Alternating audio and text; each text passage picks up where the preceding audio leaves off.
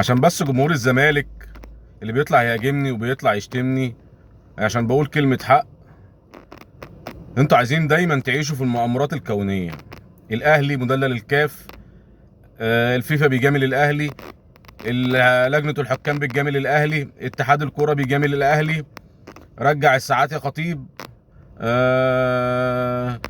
وكالة الاهرام حسن حمدي مش عارف ايه. انتوا عايزين دايما تعيشوا كده، مجلس ادارتكم دايما هو بيعيشكم في كده. انتوا في 2019 و2020 كان معاكم زي ما انتوا بتقولوا فريق الاحلام، كان في بن شرقي وسياسي وزيزو، وكان في نجوم وطارق حامد طارق حامد لسه طالع من يومين، طالع بيقول لك ايه؟ بيقول لك انا في الفتره اللي انا كنت فيها متالق في نادي الزمالك، مجلس الاداره وجهني ان انا خلاص الموسم الجاي مش معاه وانا هروح بيراميدز. مجلس الاداره، حط بس تحت مجلس الاداره 100 خط، عايز يبيع طارق حامد وياخد منه قرشين ويروح يوديه بيراميدز، وانا عايز اقعد في نادي الزمالك. فطبعا حصل تواصل بينه وبين تركي آل الشيخ، قال له لا اللي انت عايزه انا هعمله لك. قال له انا عايز اقعد في نادي الزمالك. مجلس الاداره اللي بيفرغ نادي الزمالك لاهوائه الشخصيه وبيوجه الجمهور ودايما بيعيشه في المؤامرات الكونيه، وان الاهلي هو السبب، وان الضياع اللي الزمالك ده فيه هو النادي الاهلي السبب. لكن هو عمره ما يحط على عاتقه ان هو اللي مضيع النادي. صفقة زيزو ونيوم السعودي، كان طالب الزمالك، كان طالب فيه، كان بيتكلم في 5 وبعد كده رفع العرض ل6، وكان نيوم السعودي كان هيدفع 4، رفع العرض لحد 5 مليون دولار. قبليها كان مجلس الاداره طلع قال لك ايه؟ قال لك ان نادي الزمالك ان عمرنا ما هنفرط في زيزو وده مطلب جماهيري وما ينفعش ومش عارف ايه، وزيزو قاعد وزيزو باقي واحنا دلوقتي كمان بنفاوض بن شرقي وهنعمل فريق تاني من جديد من اول وجديد ومش عارف ايه.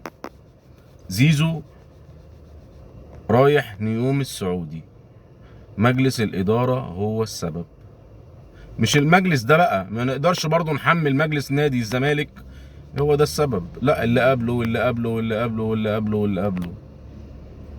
زي ما تقول ايه، اجيال بتسلم اجيال في الفشل. فانت ما تلومش الا نفسك، اللي بيفضل فريق مجلس الاداره.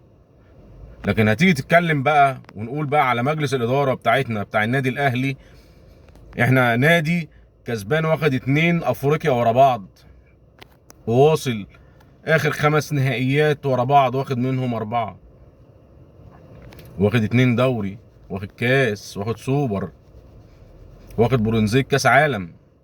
ومع ذلك اللاعب اللي بيخرج بيخش مكانه لاعب تاني، بيبقى معمول حساب مكان لعيب تاني، لان الاهلي منظومه وماشي بسيستم. وبعدين الاهلي او مجلس الاداره ما بياخدش قرارات من دماغه، ده بيرجع للمدرب،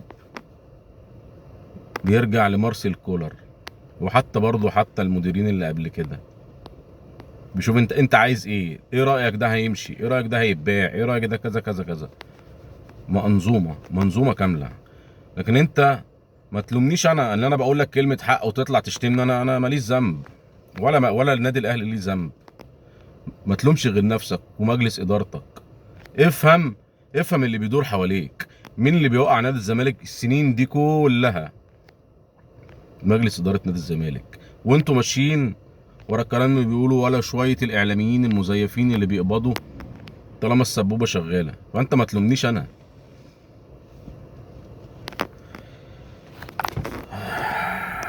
اقول ايه بس؟ ربنا يهدي، والله العظيم ربنا يهدي.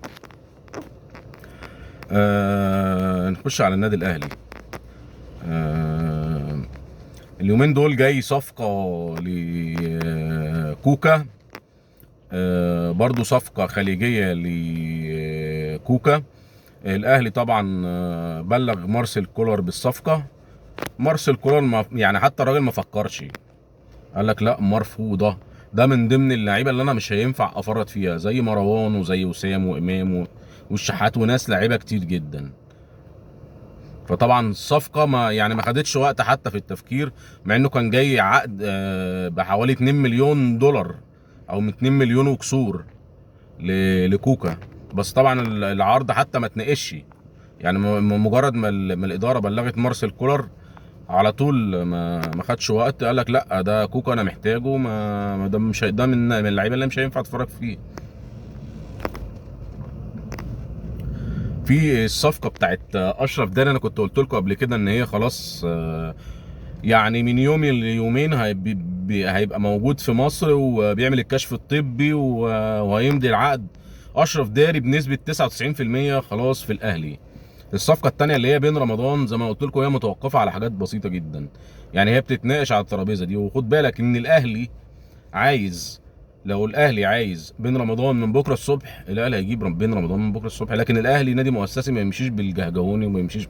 ليه؟ لانه وراه متطلبات وعنده مرتبات وفي حوافز عنده حاجات كتير، وهي مش جهجهوني. مش اللي هو اللي انا عايز اللعيبه ده اروح اجيبه، لا. كل حاجاته ليها مقاييس، وكل حاجات لازم تدرس، وما بتمشيش هي بشكل اعتباطي كده، لا. لازم كل حاجه بتاخد وقتها، والاهلي بيمشي بنظام وبيمشي بترتيب وعارف هو بيعمل ايه. صفقه بن رمضان هتاخد وقت شويه، مش كتير. هو كده كده اصلا لسه، يعني من اسبوع ل10 ايام عبال ما الصفقه تخلص. طبعا الناس هتقول لي باب القيد هيتقفل، باب القيد، لا، انا لسه قدامنا بتاع 15 يوم والقيد هيتقفل، يعني لسه الدنيا برضو ايه، لسه معانا وقت. فباذن الله بين رمضان برضو في الاهلي، على حسب السيستم والنظام اللي الاهلي حاطه هو. بس هي فاضل، خد بالك، يعني هي ممكن تخلص في اسبوع، ممكن تخلص في 4 ايام، ممكن تخلص في بكره. بس هو ايه، كل حاجه بتاخد وقتها، وكل حاجه بتمشي على حسب ما ايه، ما النادي الاهلي بيفكر والنادي الاهلي عايز، والفلوس اللي هتدفع، الطريقه اللي هتدفع بيها الفلوس في اقساط. المبلغ التوتال هيبقى كام؟ 2 مثلا 400، 2 مليون دولار، 400 على حسب. لكن هو بين رمضان باذن الله في الاهلي، باذن الله في الاهلي، لان هو اصلا كمان حتى الاداره خلاص حست ان بين رمضان بقى مطلب جماهيري، فهو مش هيقدر يفرط فيه. وبعدين هو برضو نرجع ونقول ده لعيب مهم، ده نقول لك لعيب مهم. بين رمضان لعيب مهم، لعيب محوري، هيفيد النادي الاهلي كتير لسنوات كمان. ممكن بعد كده تقدر تبيعه بمبلغ كبير، تقدر تبيعه بمبلغ كبير. هو مش لعيب عنده 30 سنه ولا 32 سنه، لا. فهو بين رمضان مطلب جماهيري، وانا شايف ان هو لعيب كويس جدا جدا جدا. خد وقت كبير جدا جدا، في تحفظات كتير قوي على لجنه التعاقدات. اللي بتدير لجنه التعاقدات ما كانتش كده الاول. الاهلي كان الاول بيخلص الصفقه، مفيش، اللاعب اللي عايزه بيخلص في الخفاء، وبيبقى من قبليها بكام شهر. واحنا اصلا حاطين عينينا على بين رمضان ده من بدري قوي، من بدري قوي، من ايام ما كان في الترجي. يعني كان تقريبا كنا عايزينه من ايام ما كان في الترجي، وكان الترجي عايز فيه 5 مليون دولار. بيرفع طبعا سعر الصفقه في وقت ده، الكلام ده من حوالي سنتين 3. فهو لعيب كويس، لعيب كويس، هيخدم النادي الاهلي، هيخدم النادي الاهلي. اللعيب حابب النادي الاهلي، حابب النادي الاهلي، ومحدش يطلع يزايد على بن رمضان ويقول لك ده كابتن الفريق ومش كابتن الفريق، ده احتراف. وبعدين انا لما بروح نادي الاكبر في افريقيا، ما ده مش عيب. هو ده عيب لعيب لما انا اختار الافضل والاقوى؟ لا، ده مش عيب. كل لاعب برضه بيدور على بطولاته، وبيدور على فلوس، وبيدور على نجوميه، بيدور على ممكن بعد كده اصلا يطلع من النادي الاهلي يحترف في نادي كبير، زي ما شفنا كده برضه محمد عبد المنعم وغيره وغيره. فهو اللاعب عايز الاهلي، عايز الاهلي. اشرف داري برضه كان نفس الكلام. يعني خد بالك الاهلي مش هيفاوض لعيب وهو اللعيب مش عايزه، مش هيقعد يهري الهري ده كله ماشي واللعيب مش عايز الاهلي. مش الاهلي يا عم، في لعيبه كتير جدا في الزمالك جت النادي الاهلي، والنادي الاهلي مشاها. طالما هو رجع في كلامه وقال لك انا مش عايزها، فخلاص اداله، خد يا حبيبي العقد مع السلامه منهم بقى. شوف بقى بشير التابعي ووائل الاباني وشيكابالا نفسه، نجم الاسطوره بتاعت النادي الزمالك، جه برضه الاهلي والاهلي مشاه. جمال حمزه جه الاهلي والاهلي مشاه. فلعيبه كتير جدا جدا. الاهلي ما بياخدش حد غصب عنه. الاهلي طالما انت كلاعب شايفه ان هو الاول الاهلي ده هيفيدني، هيفيدني، وبعد كده بيشوف بقى اللاعب رغبته ايه. فخلاص هو كده كده بين رمضان باذن الله جاي بامر الله، جاي الفتره دي، يعني زي ما بيقولوا ايه، بعد طولة بال وبعد صبر كتير باذن الله بين رمضان في الاهلي، بين رمضان في الاهلي. نروح على صفقه بتاعت عمر الساعي. الاهلي كان عرض على نادي الاسماعيلي 30 مليون وهيديله لاعبين اتنين ناشئين من عند النادي الاهلي. طبعا الاسماعيلي لا، الاسماعيلي عايز 50 مليون او 40 تقريبا 40 مليون، و وهو اللي يختار لعيبه من يعني اختار لعيبه من النادي الاهلي من تيم الكبير. فطبعا الاهلي رفض. هو الاهلي قال لك انا 30 مليون وايه واتنين من الناشئين، عاجبك عاجبك مش عاجبك خلاص. هو لما الكوره في ملعب مين؟ في ملعب الاسماعيلي. هل عمر الساعي مش عايز الاهلي؟ ما الاهلي مش هيخش في مفاوضات. عمر الساعي عايز الاهلي، وهو بلغ برضو اداره الاسماعيلي بكده. لا الاهلي لا شكرا، خليني قاعد في الاسماعيلي. ليه؟ لاعب بيفهم، لاعب بيفكر، نادي بطولات، مش زي اللعيبه اللي قبل كده برضو ضيعت نفسيها. لا الاهلي نادي بطولات، واي حل الاهلي زي ما انا بقول حلم لاي لاعب في افريقيا يلعب في النادي الاهلي. اللي بيقول لك بيعدي من جنب السور بياخد بطوله، فاي لاعب هيفكر مليار مره قبل ما يرفض عرض من النادي الاهلي. طبعا الفيفا شوف سبحان الله يا اخي، بتجيلك اللي يعني مش من ولاد بلدك. التحيه ما بتجيلكش من بلدك، التقدير والاحترام واللي هم يكبروا النادي ويفخموا فيه من ولاد بلدك، لا ده بيجيلك من بره. الفيفا حط النادي الاهلي في التصنيف الثاني. وعلى فكره خد بالك، جماهير النادي الاهلي وانا من ضمن جماهير النادي الاهلي، انا متضايق ان الاهلي ازاي تصنيف تاني. بس تبص على الفرق اللي بعديك، هتبص تلاقي اليوفي وتلاقي مانشستر كل ده تصنيف ثالث وتصنيف رابع. لكن انت لما تتحط مع نجوم العالم، طبعا تصنيف اول ريال مدريد وبرشلونه والكلام ده كله، انت برضو محطوط تصنيف تاني مع الباريس فانت برضو يعني مش حاجه مش وحشه، حاجه كويسه. فخر. الاهلي كل يوم بيثبت انه فخر للعرب وفخر للكوره الافريقيه وفخر لمصر. هي الحاجه الحلوه، الورده الحلوه، الورده الحمراء الحلوه في مصر هو النادي الاهلي. كل مره النادي الاهلي بتجيله ال يعني بتجيله الاشاده من بره مصر. دايما بتجيله الاشاده من بره مصر، ومش اشاده بس، ده بالارقام والاحصائيات. الاهلي على مستوى العالم تصنيف تاني. يا جماعه افهموا، الاهلي في حته تانيه. محدش قارن نفسه بالنادي الاهلي. النادي الاهلي عملاق في افريقيا. ناس كتير اصلا قال لك ده النادي ده نادي اوروبي، المفروض يلعب في اسبانيا ويلعب في انجلترا ويلعب في دوريات اوروبا، اكبر دوريات في اوروبا.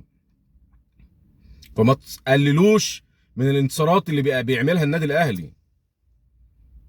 النادي الاهلي نادي كبير وهيفضل نادي كبير.